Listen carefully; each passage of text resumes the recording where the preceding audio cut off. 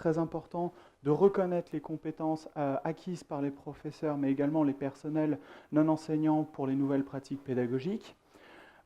Donc, on vit maintenant dans un monde où il est important de pouvoir montrer en avant notre investissement et la reconnaissance des compétences que l'on a appliquées. Et il est important pour nous de trouver un moyen et des mécanismes pour le suivi de cette reconnaissance, pour pouvoir justement échanger et être reconnu par ses pairs plus facilement. Pour cela, on a travaillé donc avec Anybox, qui est notre prestataire de services développement.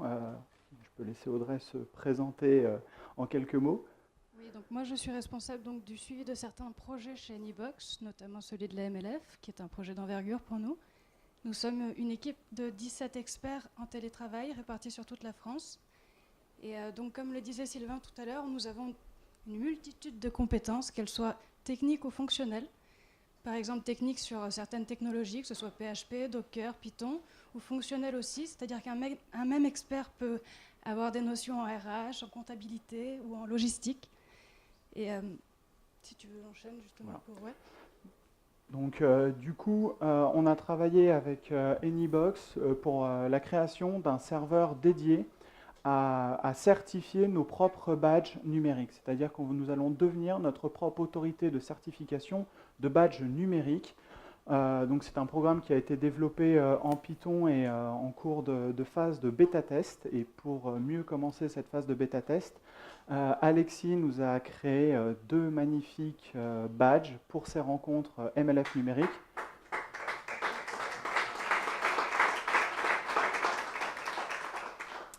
Un pour toutes les personnes qui sont intervenues au travers des ateliers, mais également des plénières, mais également pour les personnes qui ont ouvert leur classe lors de ces rencontres numériques.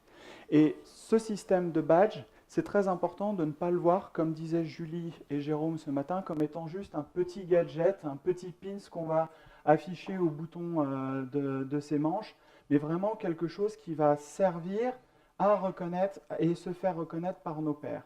Et l'avantage des badges, c'est que derrière l'image, en fait, est composée de ce qu'on appelle des métadonnées. Et dans ces métadonnées, on va retrouver plusieurs éléments qui vont caractériser ce badge, dont deux qui nous semblent très intéressants, qui est le référentiel sur lequel se rattache ce badge, mais également le lien vers la preuve, le contenu concret qui a été développé lors de ce badge. Donc ça a été mis en place pour le forum pédagogique et on va commencer à les ouvrir de plus en plus au travers également de tous nos systèmes LMS qu'on a pu mettre en place dans vos établissements, comme des Moodle ou d'autres systèmes LMS.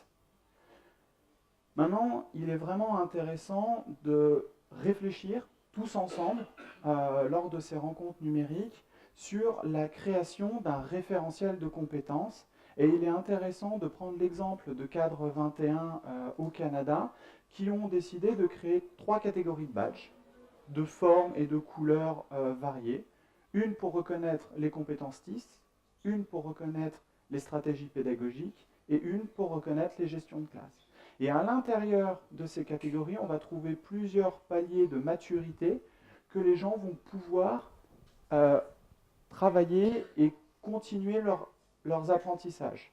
Donc ils ont choisi d'utiliser des termes assez forts comme explorateur, architecte, virtuose et innovateur, et y associer une définition. Ça peut permettre d'éviter les termes de niveau 1, niveau 2, niveau 3, comme on a pu le voir par exemple dans les outils de positionnement hier. C'est vraiment quelque chose qui va permettre de construire un référentiel de compétences et permettre à chacun de savoir s'auto-positionner sur ses compétences et ses qualités.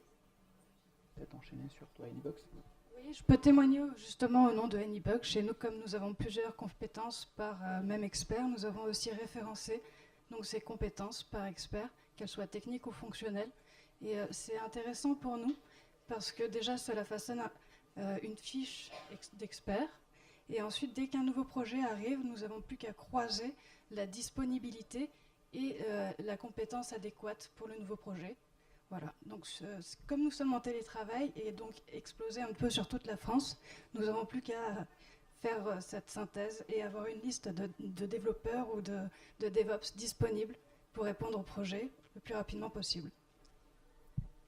Et donc, pour revenir sur ces profils utilisateurs, Cadre 21 met en place un portfolio de badges où les gens vont pouvoir associer leurs réseaux sociaux, à la fois Twitter, Facebook, mais également des réseaux sociaux professionnels tels que LinkedIn. Et ces reconnaissances de badges vont permettre de montrer son portfolio aux autres et également de pouvoir être consulté par les autres. Par exemple, cette personne, Jacques Coul, a eu le niveau 1 explorateur sur l'écriture collaborative. Quand on va cliquer sur le badge, on va pouvoir avoir les détails exactement de ce badge. Qu'est-ce qui a validé ce badge et pourquoi et quelles compétences ont été acquises au travers de cette utilisation. Et si on décide après de consulter la preuve, donc le travail, le livrable qui a été mis en place à la suite de cette acquisition de compétences, on va pouvoir consulter le travail du collègue et ce qu'il a été fait. Donc ça, c'est vraiment une très bonne idée qu'a eu Cadre 21 pour justement fédérer les usages et les formations entre pairs et la reconnaissance entre pairs. On va pouvoir également, avec le système que l'on a développé avec AnyBox, pouvoir mettre en relation les badges les uns par rapport aux autres. C'est ce qui s'appelle le pathway ou le chemin d'apprentissage, où on va pouvoir associer plusieurs badges dans un arbre de compétences pour se positionner par rapport à une compétence plus globale et valider un socle de compétences, valider un référentiel. Et on va pouvoir, comme ça, savoir où on se situe par rapport aux autres, mais également savoir ce qu'il nous manque pour pouvoir aller encore un petit peu plus loin. Dans notre cas aussi, par exemple, si un développeur a une lacune ou une question, il peut justement se référencer à ces badges et puis demander à l'expert adéquat lui aussi de lui donner un coup de main, ou bien sinon ils peuvent bosser en pair programming pour pouvoir monter en compétences en interne simplement et s'échanger les informations s'ils en ont besoin. Et maintenant vient le temps des questions et nous serons ravis d'y répondre.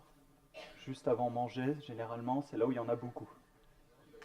Attends le micro pour qu'on garde les enregistrements. Les micros arrivent. Je ne sais pas où il est.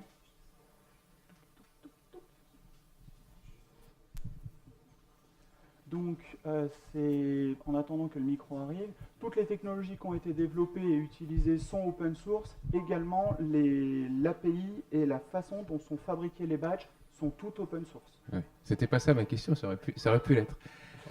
Non, je veux dire, c'est une invitation qui est faite aux collègues ou de toute façon on va nous les coller ces badges Non, c'est vraiment une invitation parce que le référentiel professeur, ça va être à nous de le construire, tous ensemble. Non, mais ce que je veux dire, c'est que moi j'ai déjà participé au forum pédagogique oui. en tant que participant, j'ai aussi animé. Là aussi, est-ce qu'on m'a déjà collé le badge ou pas, ou ça va l'être, oui, non? Ça va l'être. Ça va l'être. Je pense que Julie pourrait mieux répondre que moi. Et une autre question, c'est lié à notre adresse MLF Monde en fait. Hein? C'est lié à notre adresse MLF Monde. Ce sera lié à votre adresse professionnelle. Si je passe d'un établissement MLF à un autre établissement LMF, je garde mes points, c'est oui. ça?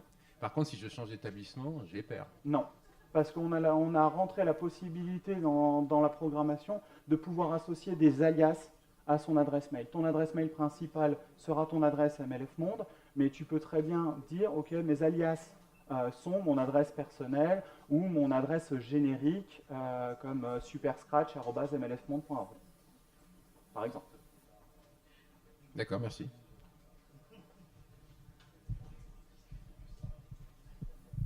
Eh ben, merci pour votre temps et votre disponibilité.